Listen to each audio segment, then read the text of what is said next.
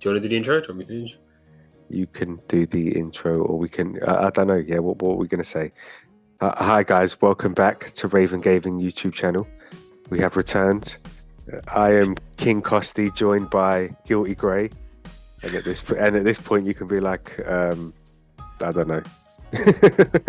And at this point, you can be like, I don't know, and we're like, yes, that's perfect. Yeah, that's a perfect intro, isn't it? I think that is the intro. perfect intro. Yeah, I don't think it is. Say funny things, do the dance, Yeah. dance, mouse monkey dance. So yeah, I suppose if this is the intro. Hello, my name is Guilty Grey. Welcome back. It's been a minute though. We're back doing videos again. Yeah. All right, so let's tell the people why we're doing videos again, Costi. We want to be rich. We want that Raid Shadow Legends money. Yeah, we need that. I do want to bring that us manscape. Have you seen any adverts for Raid Shadow Legends recently? No, not as many. Exactly. Where's it gone? Huh? Oh man, Is it still in the App Store? I hope so. I mean, it's probably like that Go Compare guy. Hate it at first. Yeah, and then just goes to love every time. We can add all this into our Patreon behind the scenes. It's still going. It still has 4.5 like reviews. I feel like I should try it out at some point. I mean, like It's fun, isn't it? I've heard about it from every YouTuber I've ever watched. Literally everyone. Yeah. I don't think I've seen never- a single YouTuber who's never had it. It should be like a drinking game. You should just randomly select YouTube videos, and you got to be like, okay, if it's Raid Shadow Legends, you got to take a shot. You'd be pissed after Fucked by that, yeah. Within like half hour. It's a good idea though. Thank you. We can record that. That's content right there, baby. The Raid Shadow Legend drinking game. So, Costi, you watched Summer Games Fest? No, I didn't actually. I was busy. Busy. Yes, I caught the Summer Games Fest. Yeah, it's too fucking hot for Summer Games Fest. Yeah. Tell me, obviously they went for a lot of games, but I think if we pick out a few that we liked, I can probably already guess your picks. Haha. Go on, surprise me. Oh, okay. Well, my first pick would be it's going to surprise you, but it's going to be Spider-Man 2. Oh my god, I didn't see that. Yeah, I mean, it came up twice in 1 week. They had it at the State of Play, where they showed a bit of gameplay, kind of revealed the fact that you're going to be able to play as both Peter and Miles. Got the Venom suit. Yes. Obviously, before they had shown that Craven's in it, who's going to be one of the villains. They've also said that it's going to be about 3 times the size. I can't look. I'm not 100% about the layout of New York as itself, but I know that they've added something like, I think, Queens and Manhattans, as well as the Bronx, which I think was already there. I don't know. I don't know the boroughs, but I know that it's 3 times bigger now. They've added the traversal is going to be faster, so you can get around quicker, which is good. So yeah, it looks really good. And then they announced the release date at the Summerfest, which is the 20th of October. So just before the end of the year. I mean, it looks like October is going to be a banger of a month, looking at other games that seem to be in the same window. But yeah, I think people will see that coming up. So yeah, my first game that I pick is going to be Spider-Man. Was there They both announced conferences? at the Summer Games Fest that Eddie Brock, well, not Eddie Brock, but a version of Venom is in the game, right? And they actually said it's not Eddie Brock, which is a bit weird. That was the thing I was a bit not confused about. There was it looked like Peter was the only one using the Venom suit, and I saw in an interview they were saying something about how his voice changes when he has got the suit on. So I don't know if perhaps there is, or if it's an alter ego that's possessing him, and that's where Eddie Brock. They did a reveal, and it was like they did a talky bit after the gamey bit at Summer Games Fest. That's the best way of describing it. Come on. It is, definitely. The guy said that Venom is in the game, so there is going to be a point where the symbiote suit either separates from Peter or it's on Venom to begin with, because the guy does say it's not Eddie Brock, so the situation could be random Venom guy. They beat him, and then Peter gets the symbiote, and then after Peter, it goes to Eddie at the end of the game. Because you got to get Eddie Brock in the suit. It's got to be makes no sense otherwise. I mean that kind of makes sense. I reckon Peter could get it, and then because it's corrupting him, he gets rid of it. And at that point, I mean, I'm just thinking of how the movie went. So if they do a similar storyline to what was in the movie, where obviously he was being a dick to Eddie, and then gave away the suit, and then Eddie was like, "I'm gonna get you." That's exactly how it goes in the comics as well. Like he, like Eddie Brock blames him for the collapse of his career or something like that. He's like a journalist, and then he gets the black suit from space, obviously, and then he gets it off of him when it starts making him go a bit bad. He almost kills someone, and then he gets it. He almost kills Rhino actually, and then he gets the suit off of him, and then it takes over Eddie. And because Eddie hates Spider-Man, they kind of work together. Be interesting to see where they take the story. I need to play Spider-Man, the first one, and Miles Morales. I haven't actually played either of them. I have them. I'm just not a very good gamer. You should play Miles Morales. It's quite short, and I know when it first came out, people were complaining about the length of it, saying it was short, but I think that was before people actually played it. It's like the perfect length. Sometimes there's games that are like 40, 50, 60 hours long that don't necessarily have to be that long, you know. Elden Ring is the exception to the rule. That can be 70 hours long, 700 hours long. It's fine. Okay, cool. So what's your second pick? Second pick would be Final Fantasy Rebirth, Final Fantasy VII Rebirth.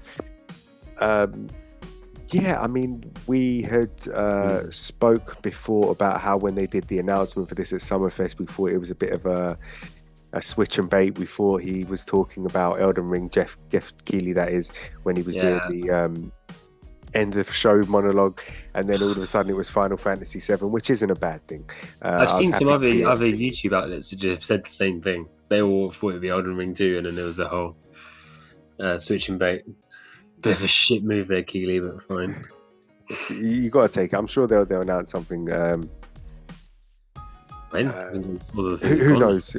But I mean, this thing, people were kind of waiting for the announcement. And the one thing they did announce with the Final Fantasy VII Rebirth is going to be on 2 discs. Obviously, I don't necessarily think that means you're going to play to a point and then have to change a disc. I just think it's going to be fucking huge. I don't know how like big. an install disc and then play disc. Yeah, like it's going to be massive. Obviously, you had I want to say Integrate, which was the DLC came out, which was the Yuffie standalone. So obviously we know we're going to meet Yuffie. Got Red 13 right at the end of Remake. Obviously he wasn't necessarily a selectable group character, but he did fight with you. And they have confirmed he's going to be in the next one. Vincent, Catseef. Be interesting to see where this one runs up to, if it is going to go to the end of the game or if there is going to be a third part. I think there'd have to be a third part, right? Obviously, I mean, I think they'll end it big, and it'll be the weapons will be the big bit at the end, you know. Because we had discussed, and I said probably around the live stream seems like a good place to cut it, because I think that is near sort of like the end of this 2 in the original, or around this 3, and obviously that's when Tifa then takes over the party. Wondering to see where the story goes, obviously, because we know they've kind of changed some of the story. There's a lot. Biggs and Wedge, we saw that, I believe it was Wedge wasn't actually dead, and then you put the question to me of whether I thought it would be a good thing if Ares lives or dies, and I said I believe it would be a good thing if she does die, just because I think like a lot of the growth that comes in this character comes through loss, especially within this game specifically. So I don't know where the story goes if that loss isn't there to kind of bind them, shall we say. Well, it's kind of it's twofold as well, right? Because he loses Aerith, but he also loses Zack, and as we know, Zack's still alive in it as well. So everyone who was important to Cloud that made Cloud is still around. We've got this really weird kind of character that's meant to be molded by tragedy, by the loss of these 2 very important characters in their life, and both of them are alive. So it's like, yeah, it'd be a bit of a weird scenario. I mean, the one thing that I did notice in the trailer is that it shows them carrying off Barrett, Tifa, Ares, Cloud on stretchers, and there was a theory that was kind of floating around. Obviously, in Final Fantasy VII Remake, there was the training sessions you could do, which would kind of take you into like a VR room where you could fight different enemies, and people are saying that perhaps this separate timeline or storyline per se is something that's taken place inside of a training simulator, something as similar to sort of like Metal Gear Solid Sons of Liberty, where the whole Raiden storyline was meant to be sort of like a training simulation of the first game. Perhaps that's what's going on here, but we're not too sure. I mean, we'll see when the game comes out. It'd be interesting to see. We'll have to save the speculation for another video, I suppose, isn't it, when we go through it fully. Definitely. I think you also touched on when we spoke before is that the naming conventions are getting a bit stupid now, because obviously you've got Remake, which makes sense, and Rebirth doesn't really make sense, because what they're going to do for the next one. But again, we can go through, we can do an entire video just on we can do an entire video on Final Fantasy, and we may do. I think that's a great idea. What about yourself? What were your 2 games that you took away and held them close to your heart? Yeah, I mean, obviously the big 2 were the 2 you've announced, that you've spoke about already. The 2 big announcements that I think came from it, which was very PlayStation orientated. So for me, not exactly the kind of highlight for me, because I'm not a PlayStation gamer. I don't really subscribe to that entirely. But they did announce Alan Wake 2, which every time we talk about, or every time there's any discourse between myself, you, and Jose, we all seem to believe it's a Xbox exclusive, but it's not. Obviously, Remedy's new game. yeah. Remedy's new game coming out, follow up from Alan Wake, obviously, and then there's Alan Wake DLC and Control. If anyone hasn't played that, you should definitely check it out. It's an amazing game. And yeah, I'm just looking forward to more Alan Wake. It looks amazing. The graphics are great. I think we both had the same problem with when we watched the stream. There was just a large, lengthy kind of dark space, and then the game kind of started out. The gameplay kind of started, which was a bit strange. Yes. It looks very much nostalgic for the original, so the same kind of combat. You use your torch to kind of get rid of the darkness, and then you start shooting. But the graphics are amazing. I mean, it looks beautiful. The effects are amazing. The shimmering, the kind of the particle effects, and that's something that they've pulled directly from Control. So if you play Controls, like there's people that are possessed. When they're possessed, they have this kind of shimmering like aura around them, and that they've used that same technique in this, and it looks amazing. And the lighting looks great. The graphics look fantastic. The atmosphere looks really good. And I'm hoping they kind of sprinkle in some Control Easter eggs along the way. Maybe the Federal Bureau of Control will turn up, something along those lines. Because I think that's a great interconnected world. They should really work on that. They should kind of keep compounding that and pulling it. And I think if they do that, they're going to be onto a winner. And I'm looking forward to that one being released. Then next up, a game I didn't think I'd enjoy as much, and I wasn't expecting to see, but Sandland. I mean, you saw the same thing as me. Itori, what's his name? Akira Toriyama. Akira Toriyama, yeah. Akira Toriyama. As soon as I saw the gameplay, the kind of the overview of that game, straight away I was like, yep, that's Dragon Ball. And and as soon as his name turned up, I was like, yep, there we go. The man himself. And it has got that amazing aesthetic, the visuals are very Dragon Ball, they're very anime, very kind of nostalgic for back in my youth when we used to watch Dragon Ball all the time. And then at the same time, you've got the gameplay, it's open world RPG, you've got tanks, you've got demons, all this crazy shit going on in the world. And I think all in all, it's going to be absolutely amazing. It's going to be a great game, and it's one I want to keep my eyes on. So obviously once we know a bit more about it, we saw a bit of gameplay but nothing too major. Once we see a bit more about it, then we can come back and talk about it, and I'm looking forward to talking about it, and also looking forward to just kind of putting hours and hours into it. Right, it looked really good. I mean, with Alan Wake 2, as I said, I'm definitely gonna I played a little bit of Control when we did our game of the week, so I'm definitely gonna have to jump back into that just to get myself immersed in the Alan Wake universe before Alan Wake 2 does come out. And Sandland looked really good. I mean, the mix between the tank action and the melee combat, and with it being done by Akira Toriyama, it's going to be it looks very reminiscent to Dragon Ball Z, and you can't go wrong with cell shading. I mean, no, that's just you can't. You're right. It's a reality of life. It's based on a niche. He actually created. It's a manga he made back in the 90s, in the early from 2000 actually. Oh, okay. So I might actually check that out now as well, just see what that's like. But no, I'm looking forward to playing it, and yeah, the art, the combat looks quite good. It's kind of like kung fu style. It's got that kind of kung fu aesthetic. Kind of reminds me a bit of Absolver, in the way that you fight, but also then with tanks. So can't go wrong with that. But so I mean, those were our highlights. I mean, there wasn't a lot really of note or to mention, and that kind of brings me on to what did you think of the whole presentation as a whole, as a thing? Obviously, E3's dead. It's not longer around anymore. We've got these whole smaller kind of shows coming up here and there. Summer Games Fest, Games Awards. You know, Xbox has got their own one. They've got the State of Plays and stuff like that. Is this what you wanted? Is this the great new hope? Is this a perfect replacement for E3? I don't know. Look, here's the thing. Sometimes it's so much needle in a haystack. It's wading through a lot to find the things that appeal to you, especially when these events go on for what, 5 days. How many different companies doing conferences, and it's funny. You're going to have different types of games mixed in, all within the same hour of a presentation. Whereas maybe one game's going to really stick out to you, next one isn't. I mean, the truth is, I've gone through, and there are games that got mentioned during these last 5 days that I'm really happy about. But the thing is, where I would necessarily have wanted them to be, not that they need to be front and center, but a little bit more. I don't know. I want to say housekeeping in a certain sense, where you kind of know these games. Yeah, you know these games there. Like for example, Blasphemous 2 got a release window. I think it's 24th of August. That's I love the first game. Anybody who sees our channel will see that. The Last Faith got release window for October. Both Metroidvanias. I mean, Last Faith is kind of like Castlevania mixed with Bloodborne, I think is the best way to say it.